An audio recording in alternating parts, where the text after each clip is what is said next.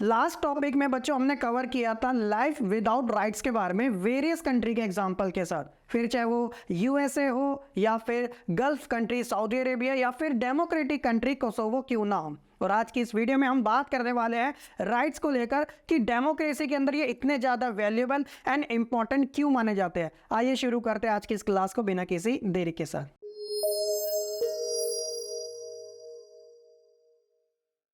सबसे पहले बात करेंगे व्हाट आर राइट्स के बारे में। Rights are reasonable claims of person recognized by society and sanction by law. Simple सी बात की गई, जो राइट्स होते हैं ना वो सोसाइटी के द्वारा रिकॉग्नाइज्ड होते हैं और एक लिमिटेशन के साथ हमें प्रोवाइड करवाए जाते हैं। फॉर एग्जांपल, अगर मुझे कोई भी गुड्स की नीड है तो मैं ले सकता हूँ, ये मेरा राइट्स है क्योंकि मुझे उसकी नीड है। लेकिन उसके बदले में मुझे उसका एक जो भी फिक्स्ड अमाउंट है उसे पे करना ज़रूरी होगा। ऐसा नहीं है कि मैं मन मर्जी से उस चीज़ को यूज़ कर सकता हूँ। तो यहाँ पे जो लिमिटेशन होती है ना उसी के अंडर में हमें इन सारी चीज़ों को फॉलोअप करना पड़ता है। अगर हम अपनी लिमिटेशन को क्रॉस करते हैं तो मे भी हो सकता है कि वो चीज़ें ऑफेंसिव हो जाए या फिर पनिशेबल हो जाए। तो इस चीज़ का हमें ध्यान रखना काफ़ी ज़रूरी होता है।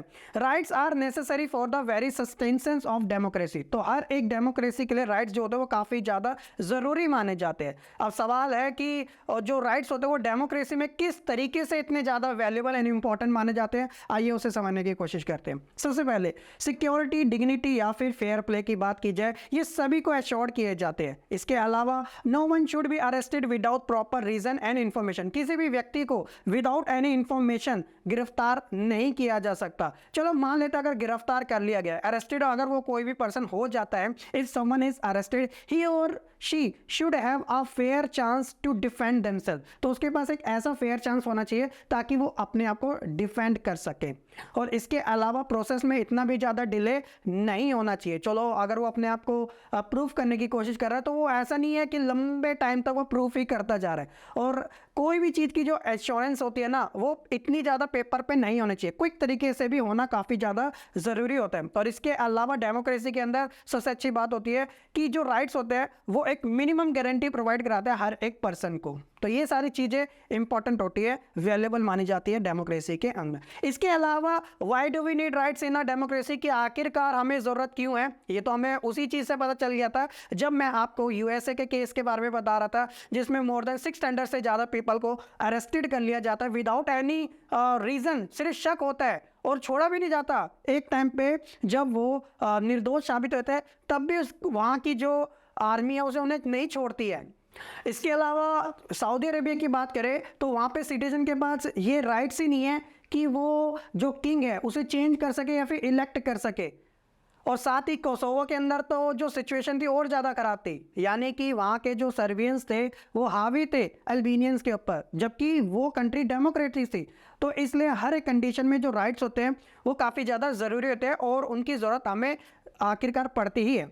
अब जैसे अगर हम इंडिया के पॉइंट ऑफ व्यू से समझने की कोशिश करें, for democratic election to take place it is necessary that citizens should have the right to express their opinion, form political parties and take part in political activities. So that's the reason कि हमें जो rights होते हैं ना वो democracy में काफ़ी ज़्यादा ज़रूरी होते हैं। हम यहाँ पे अपना जो ओपिनियन है वो शेयर कर सकते हैं। इसके अलावा हम अपनी खुद की पॉलिटिकल जो पार्टी है उसे फॉर्म कर सकते हैं, जो कि सऊदी अरेबिया में ऐसा नहीं होता। और इसके अलावा हम किसी भी पॉलिटिकल एक्टिविटी के अंदर पार्टिसिपेट कर सकते हैं। अगर हमें कोई चीज़ गलत लगती है तो हम उसे क्रिटिसाइज कर सकते हैं, ये हमारा राइट्स है। हमारे पास फ्रीडम टू एक्सप्रेस चीज़ें हमें ऑलरेडी प्रोवाइड कराई गई है हमारे कॉन्स्टिट्यूशन के थ्रू।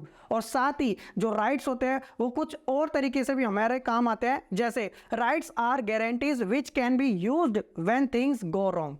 यानी कि अधिकार वहाँ पर भी काम आता है अगर हमें लगता है कोई चीज़ गलत हो रही है, कोई जो रनिंग गवर्नमेंट है वो अच्छे तरीके से काम नहीं कर रही है, मन मर्जी का काम कर रही है, तब यहाँ पर हम अपने राइट का यूज़ कर सकते हैं। अगर ऐसा लगता है किसी के साथ अनफेयर एक्टिविटी हो रही है या फिर किसी को डिस्क्रिमिनेट किया जा रहा है उसकी कास्ट को लेकर, रिलीजन को लेकर या फिर उसके ब्रीड को लेकर, नस्ल को लेकर, तब यहाँ पर हम चीज़ों को उठा सकते हैं, आवाज़ उठा सकते हैं। इसके अलावा the government should protect the right citizen right. और जो सरकार होती है उसका ये एक इम्पॉर्टेंट वर्क भी माना जाता है कि जो लोग हैं ना उनके अधिकारों की वो रक्षा करें, क्योंकि ये सारे जितने भी लीडर होते हैं वो देखा जाए तो डायरेक्ट बेसिस पे या फिर इनडायरेक्ट बेसिस पे लोगों के थ्रू ही तो भेजे जाते हैं। यानी एक तरीके के ये रिप्रेजेंटेटिव होते हैं अपनी ही जनता के। In most democracies the basic right of the citizen are written down in the constitution. बहुत सारी डेमोक्रेसी में क्या होता है कि जो भी लोगों के जो राइट्स होते हैं ना वो लिखित में होते हैं। जैसे हमारा इंडियन कॉन्स्टिट्यूशन पूरे वर्ल्ड का सबसे लॉन्गेस्ट माना जाता है कि इतनी सारी चीज़ें यहाँ पे मेंशन की गई है, चाहे आप आर्टिकल्स की बात करो चाहे यहाँ पे स्केड्यूल्स की बात करो, ठीक है। इसके अलावा rights protect minority from the operation of the majority. ये भी देखा जाता है कि मेजोरिटी पॉपुलेशन माइनॉरिटी पॉपुलेशन पे हावी ना हो जाए, तो यहाँ पे अधिकार जो अपना इंपॉर्टेंट रोल प्ले करते हैं। इसके साथ ही rights ensure freedom from the repressive law and policies. साथ ही अगर कोई लॉ ऐसा इम्पोज किया जा रहा है लोगों के ऊपर तो लोग अपनी आवाज़ उठा सकते हैं, प्रोटेस्ट कर सकते हैं, क्रिटिसाइज कर सकते हैं। और सबसे important, rights enhance the participation of the people in the election process.